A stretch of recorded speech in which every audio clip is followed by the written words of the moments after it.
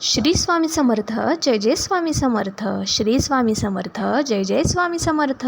तर चला आजच्या आपल्या या व्हिडिओला स्वामींच्या नामस्मरणाने सुरुवात करूया. अंबे माते की जय, तुळजाभवानी माते की जय, रेणुका माते की जय. मी तुम्हाला काही संकेत सांगणार आहे. जर तुम्हाला या नवरात्रीच्या 9 दिवसामध्ये जर हे संकेत दिसले, तुम्ही समजून जा की तुम्हाला देवीने साक्षात दर्शन दिले आहे.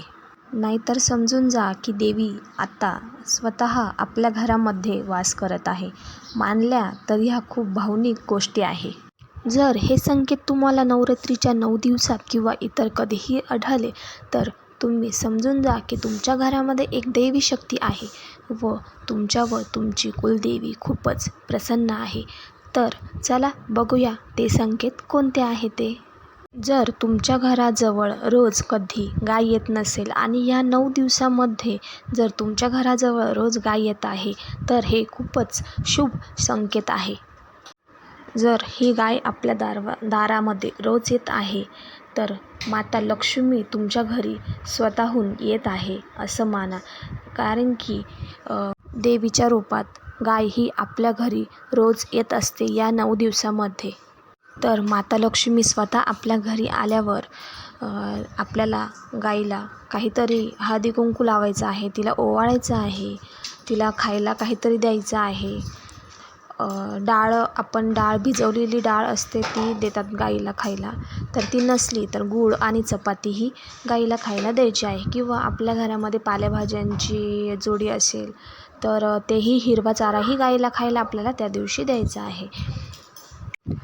तर गाईचं छानपैकी स्वागत करा, तिला पाणी प्यायला द्या, तिला हिरवा चारा खायला घाला आणि बघा तुम्हाला खूपच चांगला अनुभव येणार आहे.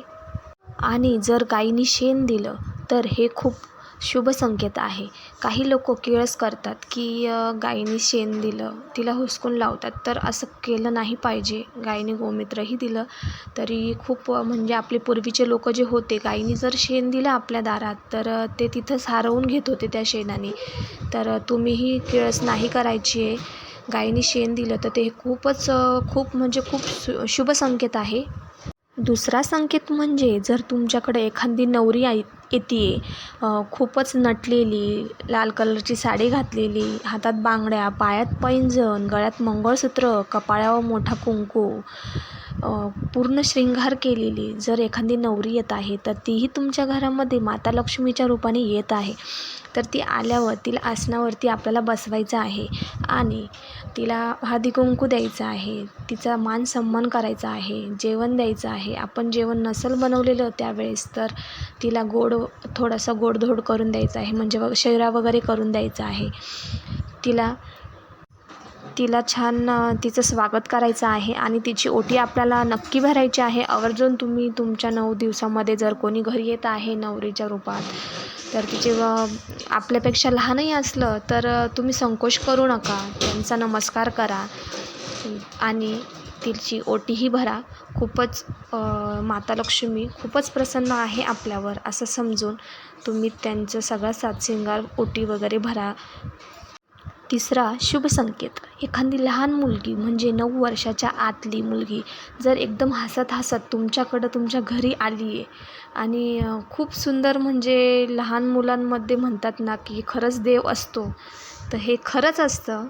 तर तिच्या रूपामध्ये आपल्या घरी स्वतः माता लक्ष्मी येत असते. तर हे इतकं सुंदर लक्षण आहे, म्हणजे खूपच शुभ लक्षण, सगळ्यात जास्त शुभ लक्षण हे आहे. एखादी छोटी मुलगी आपल्या घरी आली तर तिचे पाय धुवून आपण स्वागत करायचं आहे आणि तिच्या पायाला हळदी कुंकू लावायचं आहे, तिलाही हळदी कुंकू लावायचं आहे, तिला गोडाधोडाचं काही खायला द्यायचं आहे. निर्मुखी कधीही आपल्या या 9 दिवसामध्ये आपल्या घरी लहान मुलगी आली तर आपल्या घरातून ती कधीही निर्मुखी जाता कामा नये. तर तिला गोडाची थोडीशी खीर बनवून द्या खायला, शेवायची खीर. आणि ते झाल्यानंतर आपल्या घरामध्ये नेहमी ह्या 9 दिवसामध्ये काही ना काही वस्तू आणून ठेवायच्या, म्हणजे एखादा हातरुमाल असेल किंवा टिकल्याचं पॉकेट किंवा बांगड्या, नेल पेंटच्या बॉटल्स, असं काही ना काही आणूनच ठेवायचं. आणि जे लहान मुली येतात आपल्या घरी 9 दिवसामध्ये त्यांना हे आवर्जून द्यायचं आहे. तर लहान मुलंही त्यावेळेस खुश होतात आणि आपल्यालाही छान वाटतं. तर स्वतः माता लक्ष्मी तुमच्या घरी चालत आलेली आहे. तर या संकेत हे तीनही संकेतमधून कुठलंही संकेत जर तुम्हाला वाटलं तर साक्षात तुमच्या घरी माता लक्ष्मी स्वतः चालत आलेली आहे हे समजून जा. आणि माता लक्ष्मी तुमच्यावर खूपच प्रसन्न आहे हे समजून जा. आणि तुम्हाला हा आपला व्हिडिओ कसा वाटला हे कमेंटमध्ये मला नक्की सांगा. आणि असेच नवनवीन व्हिडिओ मी तुमच्यासाठी घेऊन येणार आहे आपल्या चॅनलवरती. तर आपल्या चॅनलला जास्तीत जास्त सपोर्ट करा. तुमच्या सगळ्यांची साथ अशीच राहू द्या. श्री स्वामी समर्थ. जय जय स्वामी समर्थ.